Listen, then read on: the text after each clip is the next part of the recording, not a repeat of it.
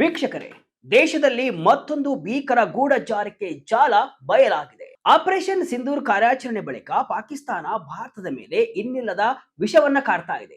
ದೇಶದೊಳಗೆ ದಾಳಿ ನಡೆಸಲು ಇನ್ನಿಲ್ಲದ ಸಂಚನ್ನ ಮಾಡ್ತಾ ಇದೆ. ಹೀಗಾಗಿ ನಮ್ಮ ದೇಶದಲ್ಲಿ ನಡೆಯುವಂತಹ ಪ್ರತಿಯೊಂದು ಮಾಹಿತಿ ಭದ್ರತೆ ಬಗ್ಗೆ ಪಾಕಿಸ್ತಾನ ಒಂದು ಕಣ್ಣಿಟ್ಟಿದೆ. ನಮ್ಮ ದೇಶದೊಳಗೆ ತನ್ನ ಕ್ರಿಮಿಗಳನ್ನ ಬಿಟ್ಟು ಮಾಹಿತಿಯನ್ನ ಪಡೆದುಕೊಳ್ತಾ ಇದೆ. ಈಗ ಪಾಕಿಸ್ತಾನದ ಈ ಕುತಂತ್ರವನ್ನ ನಮ್ಮ ಪೊಲೀಸರು ಭೇದಿಸಿದ್ದಾರೆ.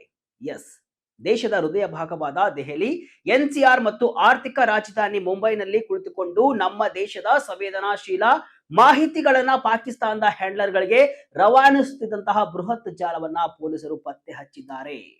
ಕೇವಲ ಮೊಬೈಲ್ ಫೋನ್ಗಳ ಮೂಲಕ ಮಾತ್ರವಲ್ಲ, ರೈಲ್ವೆ ನಿಲ್ದಾಣಗಳಲ್ಲಿ ರಹಸ್ಯವಾಗಿ ಸಿಸಿಟಿವಿ ಕ್ಯಾಮೆರಾಗಳನ್ನ ಅಳವಡಿಸಿ ಅದರ ನೇರ ಪ್ರಸಾರವನ್ನ ಗಡಿಯ ಆಚೆ ಇರುವಂತಹ ಶತ್ರುಗಳಿಗೆ ಕಳುಹಿಸುತ್ತಿದ್ದಂತಹ ಈ ಗ್ಯಾಂಗ್ನ ಮುಖವಾಡ ಈಗ ಕಳಚಿ ಬಿದ್ದಿದೆ. ಇದರಲ್ಲಿ ಶಾಕಿಂಗ್ ವಿಷಯವೇನೆಂದ್ರೆ, ಈ ಜಾಲದಲ್ಲಿ ಮಹಿಳೆಯರು ಮತ್ತು ಅಪ್ರಾಪ್ತರು ಕೂಡ ಭಾಗಿಯಾಗಿದ್ದಾರೆ. ಹಾಗಾದ್ರೆ ಈ ಇಡೀ ದೇಶದ್ರೋಹದ ಆಪರೇಷನ್ ಹೇಗೆ ನಡೀತಾ ಇತ್ತು? ಯಾರು ಈ ಮಾಸ್ಟರ್ ಮೈಂಡ್ಸ್? ಈವರೆಗೂ ಏನೆಲ್ಲ ಆಗಿದೆ? ಡೀಟೇಲ್ ಆಗಿ ನೋಡ್ಕೊಂಡು ಬರೋಣ ಬನ್ನಿ. ಈ ಜಾಲದ ಮಾಸ್ಟರ್ ಮೈಂಡ್ ಯಾರು? ಬಡ ಮಕ್ಕಳೇ ಇವರ ನೇರ ಟಾರ್ಗೆಟ್. ಈ ಹಿಂದೆ ನಾವು ನೋಡಿದ್ವಿ, ಪಾಕಿಸ್ತಾನ ಡಾಕ್ಟರ್ಗಳನ್ನ ಟಾರ್ಗೆಟ್ ಮಾಡಿ ಅವರಿಂದ ಭಾರತದಲ್ಲಿ ಕೃತ್ಯವನ್ನ ನಡೆಸಲು ಮಹಾಸಂಚನ ನಡೆಸಿತ್ತು. ದೊಡ್ಡ ಜಾಲವೇ ಬಯಲಾಗಿತ್ತು. ಈಗ ಗಾಜಿಯಾಬಾದ್ ಪೊಲೀಸರು ಈ ಗೂಢಚಾರಿ ಜಾಲವನ್ನ ಬಯಲು ಮಾಡಿದ್ದಾರೆ. ಈ ಕೇಸ್ಗೆ ಸಂಬಂಧಿಸಿದಂತೆ ಮತ್ತೆ 3ರನ್ನ ಅರೆಸ್ಟ್ ಮಾಡಿದ್ದಾರೆ. ದೇಶದೊಳಗೆ ಇಂತಹ ಒಂದು ಜಾಲ ಇದೆ ಎಂಬ ಮಾಹಿತಿ ಸಿಕ್ಕ ಕೂಡಲೇ ಕಾರ್ಯಾಚರಣೆಗೆ ಇಳಿದ ಪೊಲೀಸರು ಒಬ್ಬೊಬ್ಬ ಕ್ರಿಮಿಗಳನ್ನು ಕೂಡ ಹೆಡೆಮರಿ ಕಟ್ತಾ ಇದ್ದಾರೆ. ಇವರನ್ನೆಲ್ಲ ವಿಚಾರಣೆಗೆ ಒಳಪಡಿಸಿದಾಗ ಭಯಾನಕ ಸತ್ಯಗಳು ಕೂಡ ರಿವೀಲ್ ಆಗಿವೆ. ಇಲ್ಲಿ ಇಂಟ್ರೆಸ್ಟಿಂಗ್ ಮಾಹಿತಿ ಏನಂದ್ರೆ, ಈ ಜಾಲದ ನೇರ ಟಾರ್ಗೆಟ್ ಬಡ ಮಕ್ಕಳು, ನಿರ್ಗತಿಕರು. ಹೌದು, ಅವರಿಗೆ ಹಣದ ಆಮಿಷವನ್ನ ಒಡ್ಡಿ ಕೃತ್ಯದಲ್ಲಿ ಭಾಗಿಯಾಗುವಂತೆ ಪ್ರೇರೇಪಿಸಲಾಗ್ತಾ ಇತ್ತು.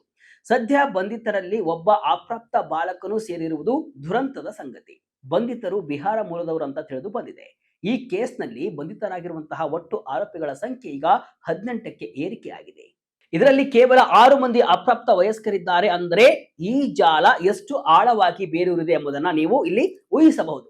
ಈ ಇಡೀ ನೆಟ್ವರ್ಕ್ ನ ಕೀಲಿಕೈ ಇರುವುದು ಸದರ್ ಅಲಿಯಾಸ್ ಜೋರಾ ಸಿಂಗ್ ಎಂಬ ವ್ಯಕ್ತಿಯ ಬಳಿ. ಈತ ಭಾರತಾದ್ಯಂತ ಕಾರ್ಯಾಚರಣೆ ನಡೆಸುತ್ತಿರುವಂತಹ ಪ್ರಮುಖ ನೇಮಕಾತಿದಾರ.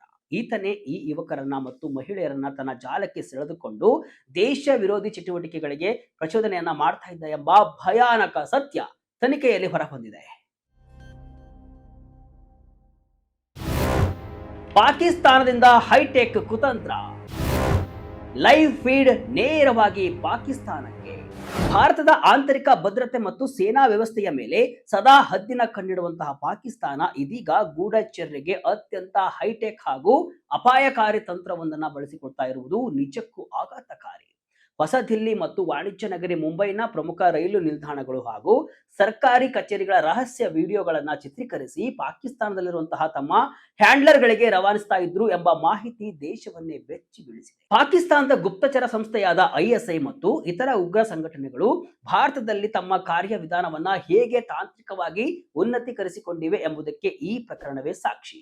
ಈ ಕ್ಯಾಮೆರಾಗಳ ಮೂಲಕ ಏಕಕಾಲಕ್ಕೆ 3-4 ಪ್ಲಾಟ್ಫಾರ್ಮ್ಗಳು ಮತ್ತು ರೈಲುಗಳ ಓಡಾಟದ ಲೈವ್ ಫೀಡ್ ಅನ್ನ ಪಾಕಿಸ್ತಾನದ ಮೊಬೈಲ್ ಸಂಖ್ಯೆಗಳಿಗೆ ನೇರವಾಗಿ ರವಾನಿಸಲಾಗ್ತಾ ಇತ್ತು. ಭಾರತೀಯ ಸೇನೆಯ ತುಕಡಿಗಳು, ಶಸ್ತ್ರಾಸ್ತ್ರಗಳು ಮತ್ತು ಮಿಲಿಟರಿ ವಾಹನಗಳು ಯಾವ ರೈಲಿನಲ್ಲಿ ಯಾವ ಮಾರ್ಗವಾಗಿ ಚಲಿಸುತ್ತಿವೆ ಎಂಬ ಅತ್ಯಂತ ಸೂಕ್ಷ್ಮ ಹಾಗೂ ರಹಸ್ಯ ಮಿಲಿಟರಿ ಮಾಹಿತಿಯನ್ನ ನೈಜ ಸಮಯದಲ್ಲಿ ಕಲೆ ಹಾಕುವುದೇ ಇದರ ಪ್ರಮುಖ ಉದ್ದೇಶವಾಗಿತ್ತು. ಇಷ್ಟೇ ಅಲ್ಲ, ದೆಹಲಿಯಿಂದ ಕಾಶ್ಮೀರದವರೆಗೆ ಅತಿ ಮುಖ್ಯವಾದ 50 ಕಡೆಗಳಲ್ಲಿ ಇಂತಹದ್ದೇ ಕ್ಯಾಮೆರಾಗಳನ್ನು ಅಳವಡಿಸಿ ಭಾರತೀಯ ಸೇನೆಯ ಚಲನವಲನದ ಮೇಲೆ ಕಣ್ಣಿಡಲು ಇವರು ಸಂಚನ್ನ ರೂಪಿಸಿದ್ರು ಎಂಬ ಆಘಾತಕಾರಿ ಅಂಶ ಕೂಡ ಬಯಲಾಗಿದೆ. ಸದ್ಯ ಪೊಲೀಸರು ಈ ಸಿಸಿಟಿವಿ ಕ್ಯಾಮೆರಾಗಳನ್ನ ತೆರವುಗೊಳಿಸುವಲ್ಲಿ ಯಶಸ್ವಿಯಾಗಿದ್ದಾರೆ. ಓದಿದ್ದು ಕೇವಲ 5ನೇ ತರಗತಿ. ಈತ ತಾಂತ್ರಿಕ ಕೌಶಲ್ಯದ ಬೇಟೆಗಾರ. ಎಸ್, ಬಂಧಿತರಲ್ಲಿ ಒಬ್ಬನಾದ ನೌಷದ್ ಅಲಿ ಕೇವಲ 5ನೇ ತರಗತಿ ಓದಿ ಅರ್ಧಕ್ಕೆ ಬಿಟ್ಟವನು. ತೀವ್ರ ಆರ್ಥಿಕ ಸಂಕಷ್ಟದಲ್ಲಿದ್ದ ಈತನನ್ನ ಸುಮಾರು 2 ವರ್ಷಗಳ ಹಿಂದೆ ಸೋಷಿಯಲ್ ಮೀಡಿಯಾ ಮೂಲಕ ಈ ಜೋರಾ ಸಿಂಗ್ ಸಂಪರ್ಕಿಸಿದ್ದ. ಹಣದ ಆಮಿಷಕ್ಕೆ ಬಿದ್ದ ನೌಷಾದ್ ಈ ಜಾಲದ ಪ್ರಮುಖ ಏಜೆಂಟ್ ಆಗಿ ಬದಲಾಗ್ತಾನೆ. ನೌಷಾದ್ನ ಕೆಲಸವೇನಾಗಿತ್ತು ಗೊತ್ತಾ? ಮೊಬೈಲ್ ರಿಪೇರಿ ಮಾಡುವವರು, ಕಂಪ್ಯೂಟರ್ ತಜ್ಞರು ಮತ್ತು ಸಿಸಿಟಿವಿ ಹ್ಯಾಂಡ್ಲಿಂಗ್ ತಿಳಿದಿರುವಂತಹ ಬಡ ಯುವಕರನ್ನ ಹುಡುಕಿ ಅವರನ್ನ ಈ ಜಾಲಕ್ಕೆ ಸೇರಿಸುವುದು ಈತನ ಕೆಲಸವಾಗಿತ್ತು. ಪೊಲೀಸರು ತನಿಖೆ ನಡೆಸಿದಾಗ ನೌಶದ್ನ ಫೋನ್ನಲ್ಲಿ 10ಕ್ಕೂ ಹೆಚ್ಚು ಸೋಷಿಯಲ್ ಮೀಡಿಯಾ ಗ್ರೂಪ್ಗಳು ಪತ್ತೆಯಾಗಿವೆ. ಪ್ರತಿ ಗ್ರೂಪ್ನಲ್ಲಿಯೂ 70ರಿಂದ 80 ಸದಸ್ಯರಿದ್ರು. ಅಂದ್ರೆ ನೂರಾರು ಜನರನ್ನ ಈತ ಟಾರ್ಗೆಟ್ ಮಾಡಿದ್ದ. ಇದುವರೆಗೂ ಕನಿಷ್ಠ 15 ಜನರನ್ನ ಈತ ನೇರವಾಗಿ ನೇಮಕ ಮಾಡಿದ್ದಾನೆ ಅಂತ ಪೊಲೀಸರು ಅಂದಾಜಿಸಿದ್ದು, ತನಿಖೆ ಬಳಿಕ ಇನ್ನಷ್ಟು ಅಂಶಗಳು ಬೆಳಕಿಗೆ ಬರಲಿವೆ. ಶಸ್ತ್ರಾಸ್ತ್ರಗಳ ಸ್ಮಗ್ಲಿಂಗ್ನಲ್ಲಿ ಲೇಡಿ ಕೈಚಳಕ. ಮೀರಾ ಹಿಸ್ಟರಿ ಕೇಳಿದ್ರೆ ಶಾಕ್ ಆಗ್ತೀರಿ. ಈ ಜಾಲದ ಮತ್ತೊಂದು ಪ್ರಮುಖ ಪಾತ್ರ ಮೀರಾ ಎಂಬ 28 ವರ್ಷದ ಮಹಿಳೆ. ಈಕೆಯ ಹಿನ್ನೆಲೆ ಕೇಳಿದ್ರೆ ಬೆಚ್ಚಿ ಬೀಳ್ತೀರಿ. ಮೀರಾ ಕೇವಲ ಮಾಹಿತಿ ಸೋರಿಕೆ ಮಾಡ್ತಾ ಇರಲಿಲ್ಲ, ಬದಲಾಗಿ ಶಸ್ತ್ರಾಸ್ತ್ರಗಳ ಸ್ಮಗ್ಲಿಂಗ್ ನಲ್ಲಿ ಕೂಡ ತೊಡಗಿಕೊಂಡಿದ್ದು. ಮಹಿಳೆಯರನ್ನ ಈ ಜಾಲಕ್ಕೆ ಸೆಳೆಯಲು ಆಕೆಗೆ 5 ಪ್ರತ್ಯೇಕ ಸೋಷಿಯಲ್ ಮೀಡಿಯಾ ಗ್ರೂಪ್ಗಳು ಇದ್ವು. ಈಕೆ ಈಗಾಗಲೇ 2024ರಲ್ಲಿ ಮುಂಬೈ ಪೊಲೀಸರಿಂದ ಮತ್ತು 2025ರ ಜುಲೈನಲ್ಲಿ ದೆಹಲಿ ಪೊಲೀಸರಿಂದ ಬಂಧಿಸಲ್ಪಟ್ಟಿದ್ಲು.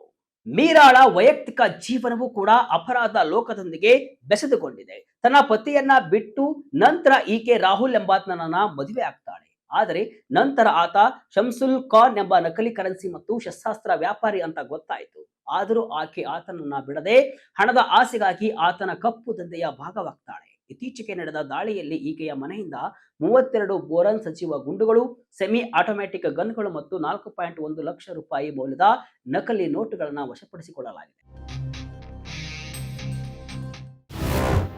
ಹಣದ ಆಮಿಷ ನೀಡಿ ಕೆಡ್ಡಾಗೆ ಪ್ರತಿದಿನ 5,000 ಪೇಮೆಂಟ್.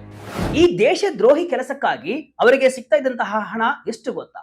ಪ್ರತಿ ಸಣ್ಣ ಕೆಲಸಕ್ಕೂ ಕನಿಷ್ಠ 5,000 ರೂಪಾಯಿ ಅಥವಾ ಅದಕ್ಕಿಂತ ಹೆಚ್ಚು ಹಣವನ್ನ ಪಾಕಿಸ್ತಾನಿ ಹ್ಯಾಂಡ್ಲರ್ಗಳು ನೀಡ್ತಾ ಇದ್ರು. ಪೊಲೀಸರು ವಶಪಡಿಸಿಕೊಂಡಿರುವಂತಹ ಫೋನ್ಗಳಲ್ಲಿ ದೆಹಲಿ NCR ನ ಹಲವು ಸೂಕ್ಷ್ಮ ಪ್ರದೇಶಗಳ ಫೋಟೋಗಳು ಮತ್ತು ವಾಟ್ಸ್ಆಪ್ ಚಾಟ್ಗಳು ಪತ್ತೆಯಾಗಿವೆ. ಬಂಧನದ ಭೀತಿಯಿಂದ ಕೆಲವು ಚಾಟ್ಗಳನ್ನ ಅವರು ಡಿಲೀಟ್ ಮಾಡಿದ್ರು. ಆದರೆ ಸೈಬರ್ ತಜ್ಞರು ಅದನ್ನ ಮರುಪಡೆಯಲು ಪ್ರಯತ್ನಿಸುತ್ತಿದ್ದಾರೆ. ಈ ಇಡೀ ಪ್ರಕರಣ ಎಷ್ಟು ಗಂಭೀರವಾಗಿದೆ ಅಂದ್ರೆ, ಉತ್ತರ ಪ್ರದೇಶದ ಮುಖ್ಯಮಂತ್ರಿಗಳ ಆದೇಶದ ಮೇರೆಗೆ ವಿಶೇಷ ತನಿಖಾ ತಂಡ ಅಂದ್ರೆ SIT ಅನ್ನು ರಚಿಸಲಾಗಿದೆ.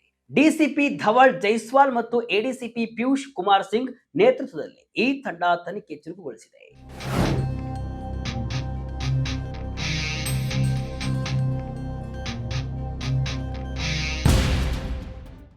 ಈ ಇಡೀ ಪ್ರಕರಣವನ್ನು ಗಮನಿಸಿದಾಗ ದೇಶದ ಆಂತರಿಕ ಭದ್ರತೆಗೆ ಎದುರಾಗಿರುವ ಸವಾಲುಗಳು ಎಷ್ಟು ಸಂಕೀರ್ಣವಾಗಿವೆ ಎಂಬುದು ಸ್ಪಷ್ಟವಾಗುತ್ತೆ.